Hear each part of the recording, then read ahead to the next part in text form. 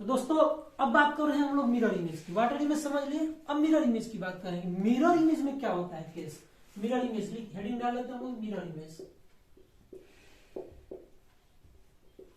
Heading डाल लीजिए mirror image. Mirror image का केस क्या होता है, अब इसको समझते हैं। इसमें होता क्या है, देखिए मिरर इमेज में जब भी आएगा ना, दर्पण एकदम लंबा सीधा खड़ा होगा। दर्पण क्या होगा, सीधा खड़ा होगा। वाटर इमेज में दर्पण क्या हो रहा था, सो जा रहा था, वो सोता हुआ था, लेटा हुआ जमीन पे दर्पण हमें मिल रहा था। लेकिन मिरर इमेज में हमें दर्पण एकदम सीधा खड़ा मिलेगा।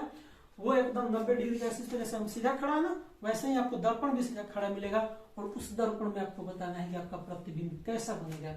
तो प्रतिबिंब बनने के आप एक बार थोड़ा सा ट्राई कीजिएगा, खुद से दर्पण के सामने खड़ा होकर के देखिएगा कि आपका फिगर कैसा बन रहा है। ठीक है, आप इस चीज को देखिएगा और फिर मिलाइएगा कि जो मैंने बताया है आपको, क्या उसी आधार पे आपका फिगर बन रहा है। अब देखिएगा कि आप दर्पण से जितना दूर जा रहे हैं, क्या दर्पण के अंदर जो आपकी आकृति बन रही है वो भी उतनी ही दूरी पे बन रही है। आप दर्पण के जब नजदीक जा रहे हैं तो जो आपकी आकृति उसमें इमेज बन रहा है वो आपके उतने ही नजदीक बन रहा है। ये सब आप चेक कर लीजिएगा। फिलहाल मैं आपको बता देता हूँ, इसको देख लीजिए मैं क्या क्या बता रहा हूँ इसमें। ठीक है, आइए मिरर इमेज में होता क्या है।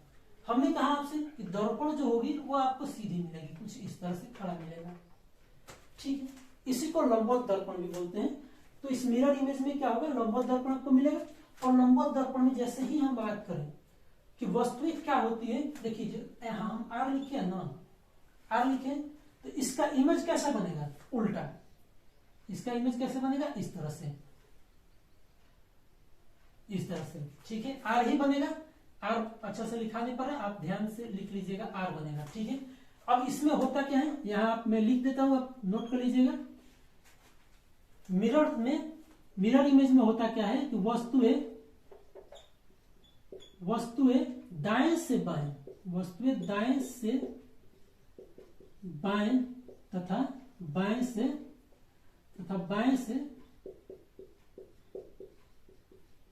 दाएं पलट जाती हैं। ठीक है, वस्तुएं दाएं से बाएं तथा बाएं से दाएं पलट जाती है। किसमें, मिरर इमेज में। मिरर इमेज के केस में क्या होता है कि वस्तुएं दाएं से बाएं तथा बाएं से दाएं पलट जाती है। मतलब जो चीजें यहाँ लेफ्ट में थी वो राइट में हो गई, और जो राइट में था वो लेफ्ट में हो जाएगा। बस यही इसका एक केस होता है। मिरर इमेज में कभी भी वस्तुएं ऊपर से नीचे और नीचे से ऊपर नहीं पलटती हैं, या ध्यान रखना है आपको। मिरर इमेज में कभी भी वस्तुएं ऊपर से नीचे और नीचे से ऊपर नहीं पलटेगी, इस बात का ध्यान रखिएगा। वस्तु कैसे पलटेगी, तो दाएं से बाएं और बाएं से दाएं। कैसे पलटेगी, दाएं से बाएं और बाएं से दाएं। इसी के एक केस में और आप याद रखिएगा कि इसी में, किसमें, मिरर इमेज में, इसमें नजदीक की वस्तु का, नजदीक के वस्तु के साथ रिश्ता होता है। नजदीक के वस्तु के साथ रिश्ता होता है, तथा दूर की वस्तु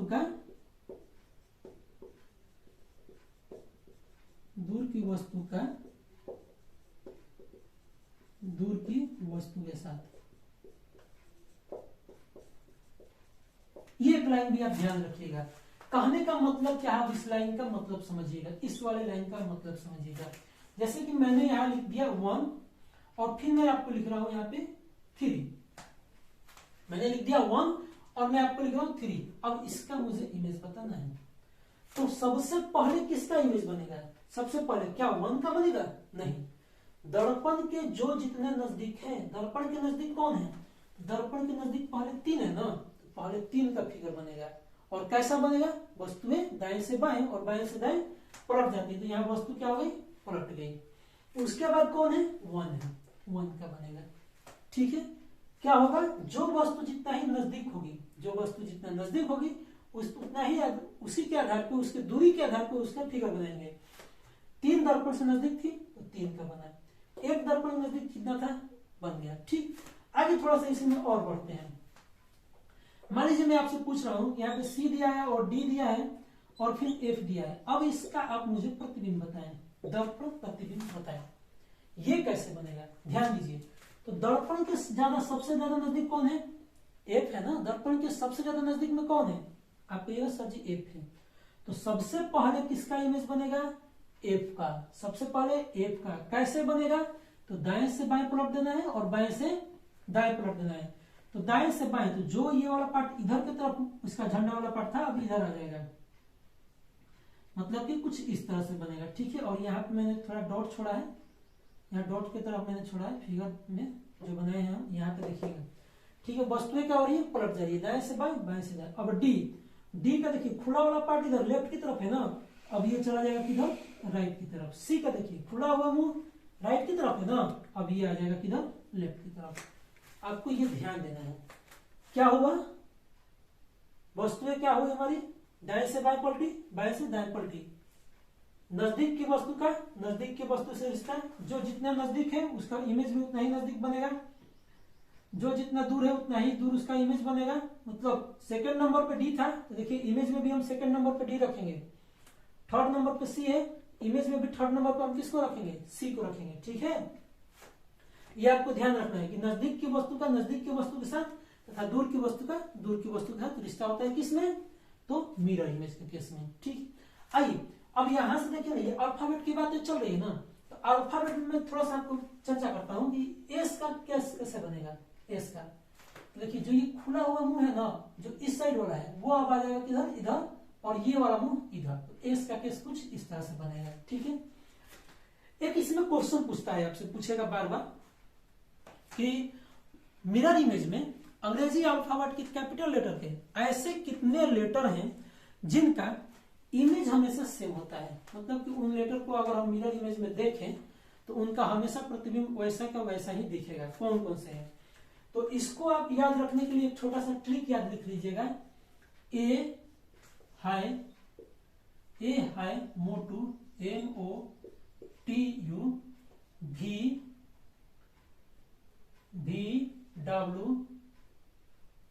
VWXY, देखिए ये आप एक ट्रिक याद रख लीजिएगा, ए हाई मोटू VWXY, ठीक है। इन सबका जो दर्पण में प्रतिबिंब बनेगा वो सेम का सेम होगा। इन सबका जो दर्पण में प्रतिबिंब बनेगा वो कैसा होगा, सेम का सेम होगा। मतलब ये जैसे हैं। अब आपका पेट में खलबली मच रही होगी कि सर जी वाई तो ऐसे लिखते हैं, तो ना बाबूजी, कैपिटल में वाई को जो असल रूप होता है ना वो कुछ इस तरह से लिखा जाता है। कैपिटल में वाई को असलियत में कैसे लिखा जाता है, इस तरह से, ठीक है। ये ध्यान रखिएगा। टोटल कितने लेटर हो गए, अगर मैं आपसे पूछूं कि टोटल कितने लेटर हैं तो आप कहिएगा 3 और 4 7 4 11। टोटल 11 ऐसे अल्फाबेट के लेटर हैं जिनके जो मिरर इमेज होते हैं वो हमेशा समान होते हैं, ठीक है। ये बातें थी लेटर्स की। अब आइए थोड़ा आकृतियों पे हम लोग चर्चा करते हैं। एक आकृति में यहाँ बना रहा हूँ, इसका बताइएगा फिगर कौन सा होगा, ठीक है। आकृति में बना रहा हूँ यहाँ पे,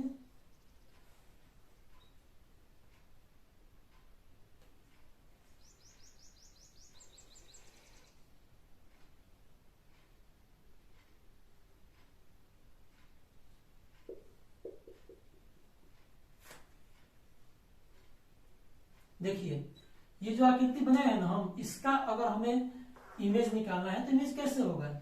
आप बस सिंपल से इतना ही ध्यान रखिएगा, इसमें जो वस्तु होगी वो क्या करेगी, दाएं से बाएं पलट जाती है। आप बस इतना ध्यान रखिएगा कि सर ने कहा था कि वस्तुएं दाएं से बाएं पलट जाती हैं और नजदीक की वस्तु का नजदीक की वस्तु के साथ तथा दूर की वस्तु का दूर की वस्तु के साथ रिश्ता होता है। मतलब कहने का कि जो ये खुला हुआ पार्ट था वो दर्पण के करीब में था ना, तो इसका जो इमेज बनेगा वो भी दर्पण के करीब में बनेगा, ठीक है। जो खुला हुआ पार्ट दर्पण के करीब था तो इमेज में भी दर्पण के करीब यही होगा। ये देखिए चोखा वाला पार्ट, जो ये चौक की तरफ तीर की तरफ यहाँ हो रहा है ना, चोख वाला, तो ये जो पार्ट है ये दूर है ना दर्पण से, तो इसका इमेज भी इतना ही दूर बनेगा। यहाँ भी टिक गया है, इसको लगा लीजिएगा, ठीक है। एक अगली आकृति हम लोग देखते हैं, उसको भी जरा समझिएगा। मान लीजिए ऐसे कोई सर्कल दे दिया है, ठीक है, और सर्कल के अंदर कुछ बना दिया है आपको। यहाँ पे मैं सर्कल के अंदर क्वाड्रिलेटरल बना रहा हूं, ठीक है।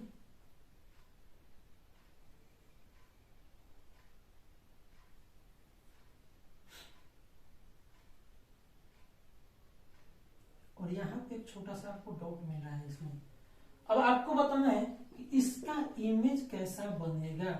आप सीधा जानते हैं, पहले ये वाला पार्ट आया है ना, तो ये यहाँ पे आएगा ही आएगा सर्कल में, ठीक है, ये तो आ गया। फिर हमारा ये जो इक्विलेटरल है, जो हमारा वर्ग है, आयत है, जो भी आकृति आपको लग रही है उसको ले लीजिए, तो ये वाला आएगा।